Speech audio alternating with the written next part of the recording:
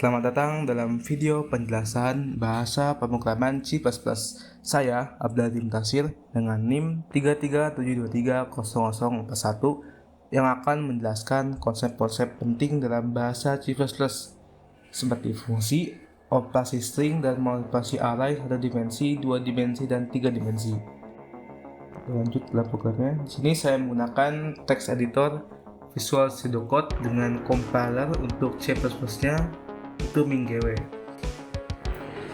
Ini saya menggunakan dua header, yaitu ada header IOStream dan header string, dan saya menggunakan musim namespace std. Sebelum menjelaskan fungsi-fungsi ini, saya akan menjelaskan terlebih dahulu inmain-nya. Dalam inmain saya mendeklarasikan in pilihan bool is running sama dengan true, kemudian while dengan parameternya ada is running. Alasan menggunakan looping di dalam menunya supaya ketika user telah menyelesaikan sebuah case atau menu, maka program tidak akan langsung selesai. Program akan kembali ke dalam menu awal ini dan user bisa melanjutkan untuk mencoba semua menu untuk kemudian setelah selesai kita bisa memilih opsi 0 untuk keluar. Lanjut, sini user akan diminta untuk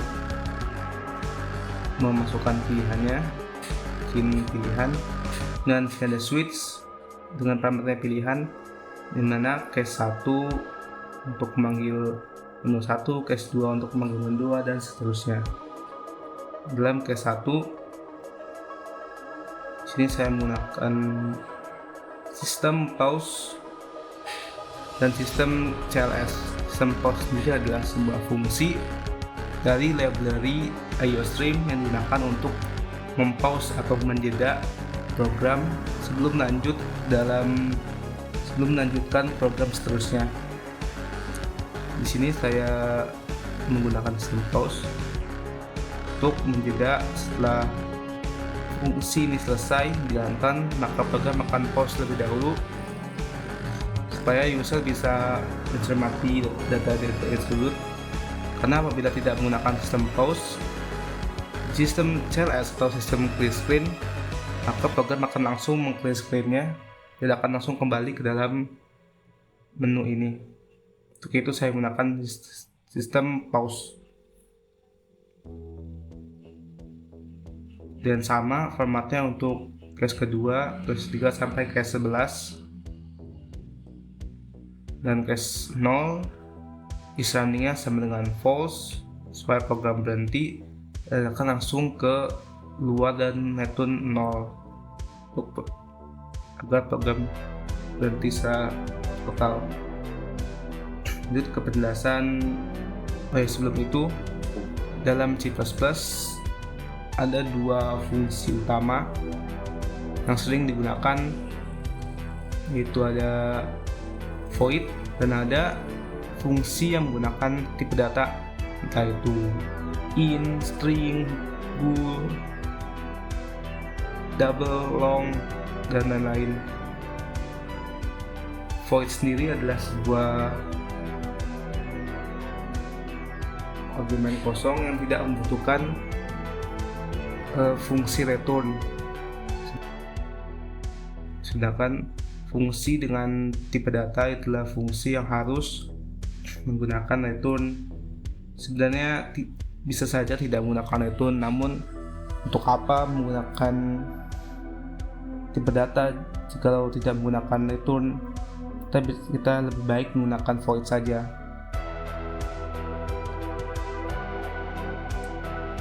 Lanjut,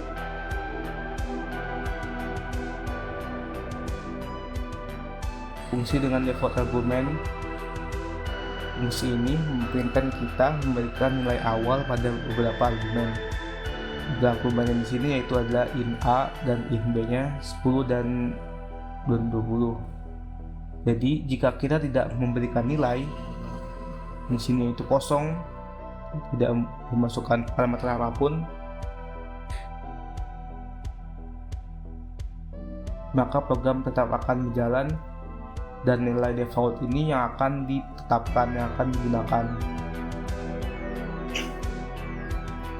Nah, apabila kita mengisikan nilai di sini 10, 90, 20 untuk A-nya dan 5, maka nilai 20 dan 5 ini akan dipakai dalam parameter A-nya ini. Oh iya, jikalau kita passing sebuah value dalam sebuah fungsi, value-nya itu akan di copy ke dalam sebuah parameter. Akan tadi 20 dan 5, 20 nya itu akan di copy ke dalam A nya atau timpah 10 nya ini jadi 20 dan B nya ini jadi 5. Jadi nilai, kalau kita dan 25 deh, kita ganti jadi variabel saja di in AB. Ini kita push boleh saja. Kalau kita passing AB nya ini ke dalam sebuah parameter, maka di fungsinya tersebut, maka fungsi ini akan mengcopy value nya saja dan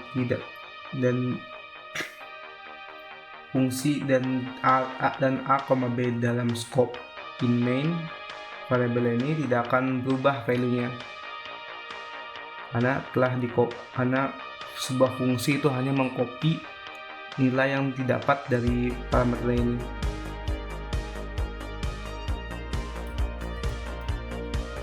Kita akan jajal. Kita kosongkan saja. Kita mencoba menjalani fungsi pertama. Akan jalan dengan baik, dimana nilai yang Anda masukkan 10 dan 20 karena default argumennya 10 dan 20. Kita hide. Lanjut ke fungsi tanpa argumen. Fungsi tanpa argumen fungsi sederhana yang tidak membutuhkan argumen, yang melakukan tugas tertentu tanpa menerima informasi tambahan dari ketika kita memanggilnya. Jadi kita bisa hanya memanggil seperti ini, sama dengan tadi, tapi sedikit berbeda karena di fungsi dengan default argumen, di fungsinya itu terdapat dua parameter yaitu A, B dengan default argumen 10 dan 20. Sedangkan di case 2 yaitu fungsi tanpa argumen, hanya ada fungsi void kosong.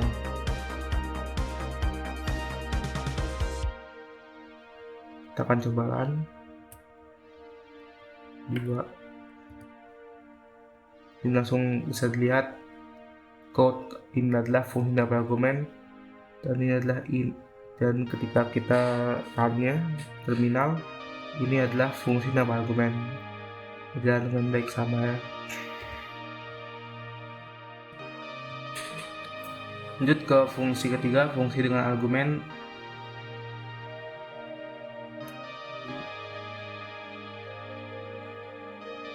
Fungsi dengan argumen, fungsi ini menerima informasi atau nilai sebagai argumen. Terdapat memberikan nilai ke fungsi untuk diolah dalamnya.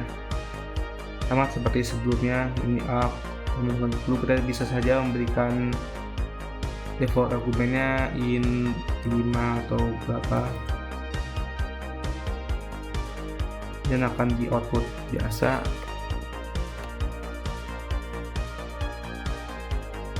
Di sini saya memasukkan argumennya itu 10. Lanjut ke fungsi dengan nilai kembali. Fungsi ini tidak hanya melakukan tugas, tapi juga mengembalikan nilai setelah menyelesaikan pekerjaannya. Apabila kita memanggil sebuah fungsi tipe data seperti ini, setelah program ini berjalan, in ABC A tambah B ini, program fungsinya akan mengembalikan return C,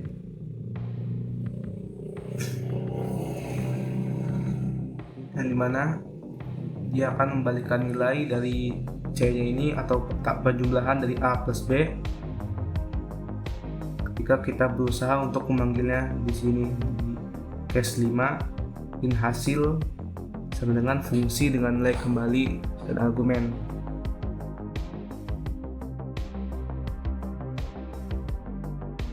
Fungsi dengan nilai kembali kita code, maka akan muncul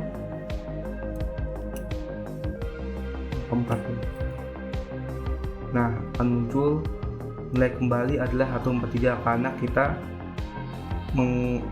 meng-see out fungsi dengan nilai kembalinya, yaitu return C. Apabila kita tidak output atau meng-see out, maka tidak akan muncul apa-apa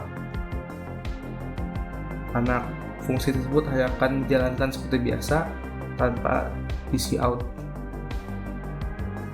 Lanjut ke fungsi kelima. Fungsi kelima adalah fungsi dengan nilai kembali dan argumen. Ini sama seperti sebelumnya, hanya ada parameter tambahannya atau in A. Sini user diminta untuk menginputkan nilai A-nya, akan membalikkan nilai A. Jadi dia akan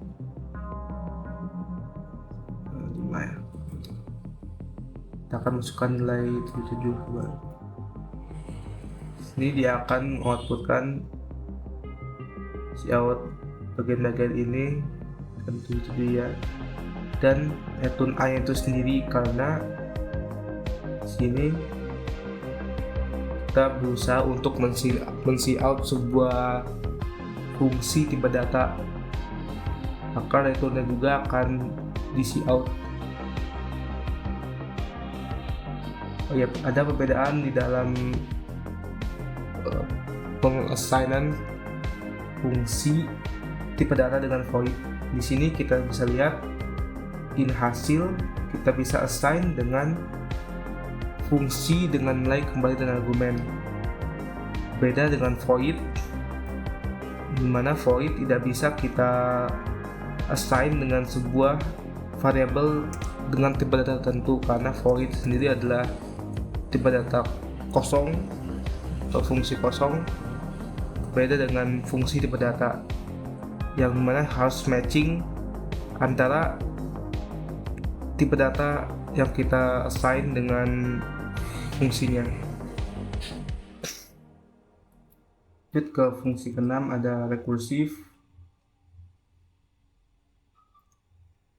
Rekursif sendiri adalah sebuah fungsi yang memanggil dirinya sendiri. Fungsi ini berguna ketika pemecahan masalah dapat dipecahkan dalam bentuk yang serupa secara berulang. Contoh paling sederhananya itu adalah ketika menggunakan sebuah faktorial. Kita menginginkan faktorial dari sebuah nilai. Mana jika if A sama dengan 0, maka dia akan return 1 alias selesai, berhenti. Dan ketika else, maka program akan berusaha untuk mengkalikan nilai A-nya, atau sini saya mengasainya dengan 10.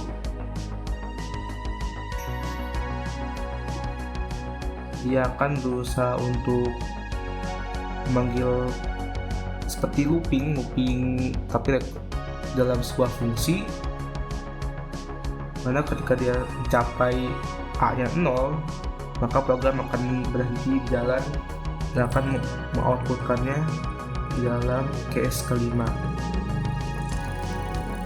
Dan ini in hasil. Kita akan coba malamnya.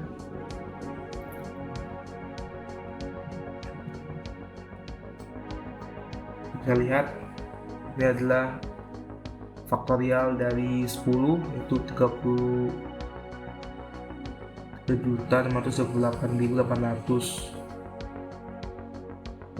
Mana fungsi rekursif ini bisa lihat dia memanggil fungsinya sendiri dengan memasukkan parameternya a dikurang min a, min a nya 10. Misalkan di sini a nya 10, berarti kita bisa jabarkan 10 dikali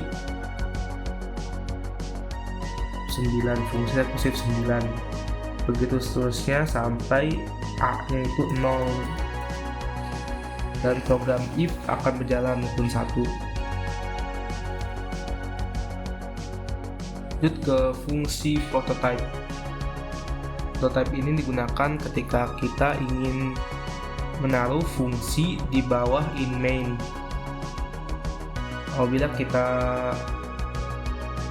ingin menaruhnya sudah in main, maka dibutuhkan sebuah declare di atasnya, di atas in main, yaitu in prototype, in A untuk parameternya, in B, dan tertutup dengan semikolon. Jadi kita harus pastikan datanya sama, dan ya sesimpel itu. Untuk lebih jelasnya, prototype itu sendiri adalah deklarasi awal fungsi sebelum implementasinya. Nah, kita bisa lihat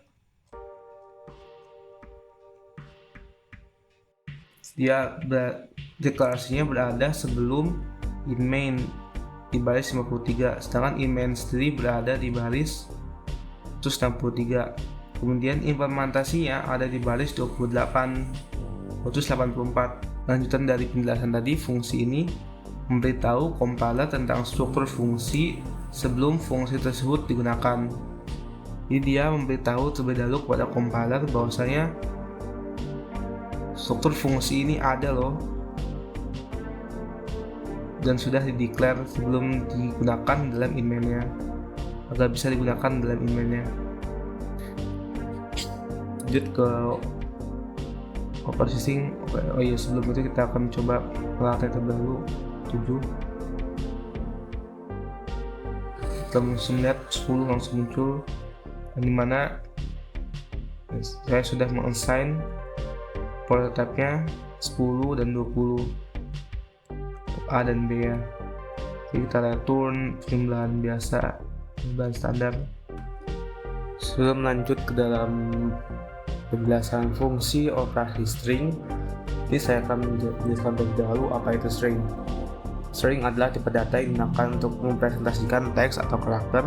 String dapat dianggap sebagai kumpulan karakter yang membentuk kata, kalimat, atau teks lebih kompleks dalam suatu pemrograman. Kelebihan string terletak pada fleksibilitas, operasi manipulasi teks, dan kedinamisannya. Kekurangan string antara lain konsumsi memori yang besar dibandingkan dengan array, dan yang kedua terletak pada performanya yang kurang optimal. Operasi dalam string, sini kita bisa lihat pertama ada operasi length. Fungsi length digunakan untuk menampilkan panjang dari string, atau kita bisa juga menggunakan size dan length. Yang pertama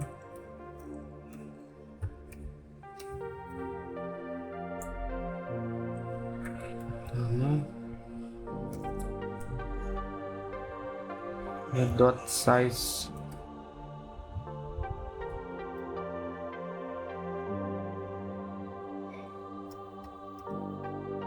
Lalu ada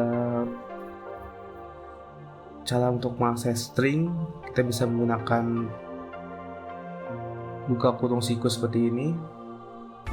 Tapi di dalam konteks ini saya mengassign karakter di dalam string dengan A besar, dengan karakter A besar. Lalu kemudian menampilkannya di cout yang kedua ini. Lalu ada fungsi find bisa digunakan untuk mencari karakter di dalam sebuah string. Lalu ada string atau fungsi gabungan dengan cara menambahkan seperti ini, dengan cara membuat string baru nama gabungan, kemudian hanya tinggal ditambahkan saja. Kemudian ada replace, fungsi substring untuk mengekstrak substring dari first string atau untuk mengambil beberapa karakter dari string pertama. Kedua ada insert untuk memasukkan string baru ke dalam string lama. Kita bisa menggunakan insert seperti ini untuk menyelipkan intinya. Lalu ada erase untuk menghapus, dan yang terakhir ada compare. Jadi dalam penjelasan di sini ada string nama pertama saya declare terlebih dahulu, dan user akan diminta untuk menginputkan nama pertama dengan menggunakan fungsi getLine. GetLine sendiri ditunjukkan supaya bisa menerima white space, karena jika menggunakan cin tidak bisa menggunakan white space akan terjadi error. Sini menggunakan cin ignore supaya menghiraukan leftover new line karakter dari input buffer, karena sebelumnya saya sudah menggunakan cin, dimana setiap menggunakan cin pasti akan ada new line di buffer tersebut. Maka digunakan cin ignore supaya getLine ini bisa berjalan, karena kalau tidak menggunakan cin ignore, getLine cin nama pertama ini akan dihiraukan oleh program dan akan langsung lanjut ke input nama kedua. Ada nama pertama .length sini untuk menampilkan size-nya. Lalu ada cara untuk meng-assign nilai dalam string, yaitu menggunakan seperti ini. Nama pertama 2 1 untuk second karakter dengan A besar, lalu bisa seperti ini. Nama pertama add 2 B, sama saja seperti yang di atas, perbedaan cara saja. Lalu di sini akan ada muncul cout untuk hasilnya dirubah. Lalu ada find, dengan diletakkan size t sama dengan post. Nah, pertama .find untuk mencari nilai A. Kenapa digunakan size t? Dikarenakan ada perbedaan. Sebenarnya di .find ini menggunakan unsigned in, jadi kalau menggunakan in akan terjadi perbedaan size yang lumayan besar ya, yang mungkin akan muncul error di kedepannya. Jadi gunakan size t supaya bisa mengimbangi besar dari .find ini. Lalu ada post. Kalau if ada 3 post tidak sama dengan string and post itu fungsi. Apabila si A ini ketemu, maka akan string and post ini.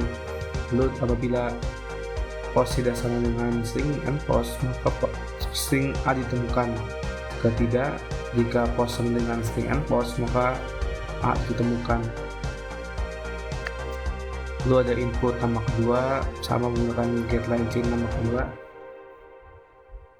Lalu ada fungsi concatenate atau menggabungkan first string dengan second string. Lalu kemudian cout nama gabungan, ada replace dengan inisiasi awalnya dari 0, kemudian panjangnya itu ada nama pertama .length. Nah, akan kita ubah panjangnya dengan lalu diganti dengan menggunakan nama kedua ini. Jadi ini untuk inisiasi awalnya, dari mana kita akan mulai mengubahnya. Bisa mulai dari misal 5, 3, 6 atau berapapun itu. Kita mulai dari 0 karena untuk contoh saja. Lalu nama pertama .length untuk berapa panjangnya dari si string nama pertama ini untuk lebih efisien. Ini bisa misal kita isi 12 atau berapapun itu kurang efisien, lebih baik menggunakan nama .length saja, karena bisa jadi namanya berubah-ubah panjangnya sesuai dengan keinginan user. Lalu dari extract substring, di sini declare substring nama pertama dot substring dari 0, dari karakter pertama sampai karakter kelima. Contohkan saja jika berjalan, kita pilih operasi string 98, masukkan nama pertama Anda, panjang string adalah 9, string pertama telah diubah dan lihat A yang semula kecil dan anu yang menjadi besar nih, di A besar, dan posisi string A karena ditemukan A besar berada di posisi 1 atau di posisi string kedua. Lanjut, nama keduanya,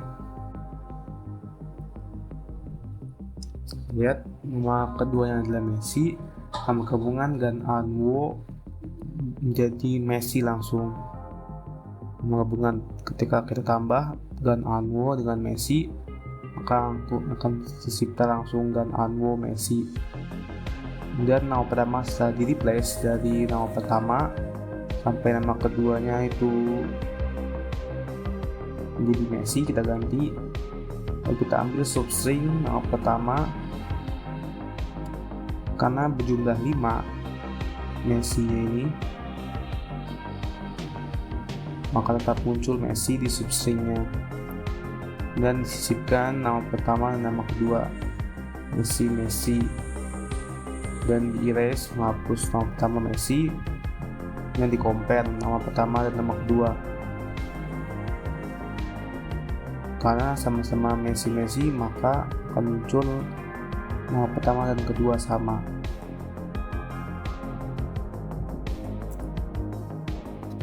Lanjut, dalam penjelasan array adalah sebuah kontainer yang digunakan untuk menaruh berbagai macam data dalam satu variabel.